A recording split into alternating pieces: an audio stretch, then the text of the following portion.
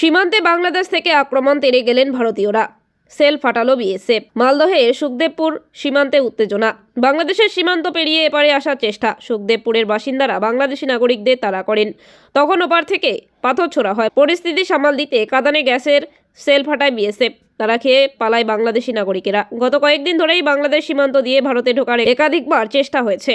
এর আগেও ভারতীয় সীমান্তের বাসিন্দাদের তারা খেয়ে পালিয়েছিল বাংলাদেশি নাগরিকেরা। শনিবারও সুখদেবপুরে ঢোকার চেষ্টা করে ওপারের বাসিন্দারা। সুখদেবপুর সীমান্তে 1.5 কিলোমিটার কাঁটাতার নেই। বিএসএফ যখনই কাঁটাতার লাগানোর চেষ্টা করেছে তখনই বিজেপি বাধা দিয়েছে।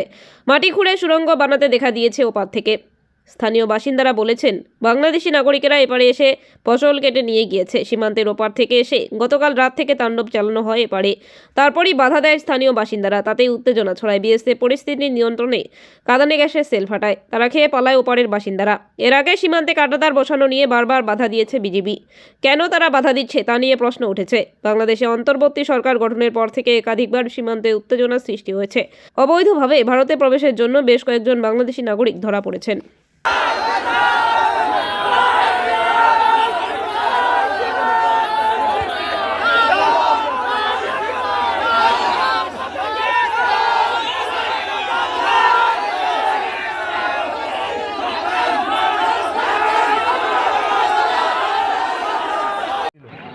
সমস্যা হচ্ছে ফসল নিয়েই।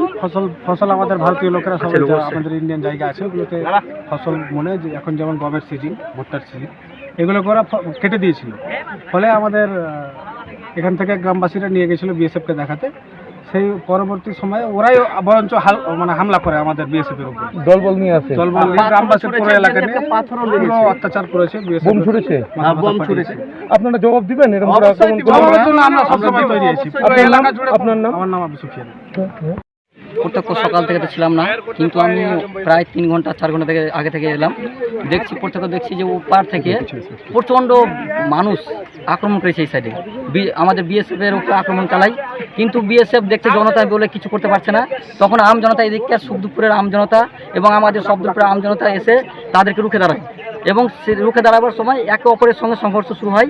কিন্তু ওদিক থেকে দেখছি বিজেপি ওদের যে বর্ডার গার্ড ফোর্স বিডিআর, ওরা তখন ওদের যে জনগণ তাদেরকে মদত দিচ্ছে, এবং ওখান থেকে ইট পাটকেল থেকে শুরু করে বোম অবধি সেখান থেকে ছোড়া হয়েছে, এবং কি হাঁসুয়া টাসুয়া যত যা আছে তারা আক্রমণ করে।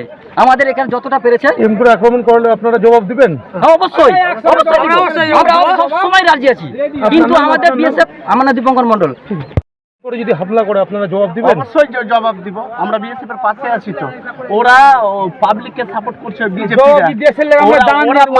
পাথর মারছে আমাদের বিএসএফকে আমাদের বিএসএফকে পাথর লেগে রক্তাক্ত হয়ে গেছে। ওই জন্য আমরা একজন আহত হয়েছে। হ্যাঁ, একবদ্ধ হয়ে ওরা বোম মেরেছে ওরা? বোম মেরেছে। আচ্ছা, আপনার নাম? আমার নাম অলোক প্রামাণিক।